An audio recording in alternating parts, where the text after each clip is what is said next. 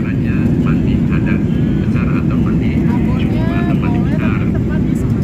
Yang pertama dipersilakan baik laki-laki maupun perempuannya ke tempat kamar mandi, barangkali di situ mau buang hajat dulu dan lain sebagainya. Setelah itu bersih-bersih, disucikan, kemudian langsung berwudu. Jadi sebelum melaksanakan mandi besar atau mandi jumbo, tahapan pertama adalah dengan bagaimana praktiknya kalau orang mau pernah diawali.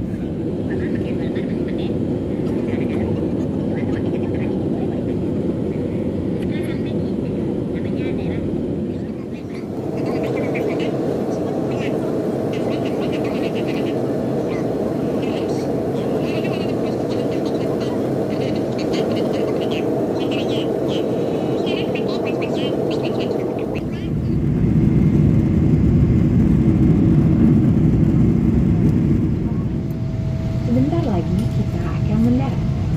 Silahkan mengenakan sabuk pengaman, menegakkan sandaran kursi, melipat dan mengunci meja, serta menyimpan sandaran kaki dan layak dibawa ke tempat semula. Pastikan jendela di samping Anda tetap dalam keadaan terbuka. Terima kasih. Ladies and gentlemen, we will be landing shortly. Please fasten your seatbelt, adjust your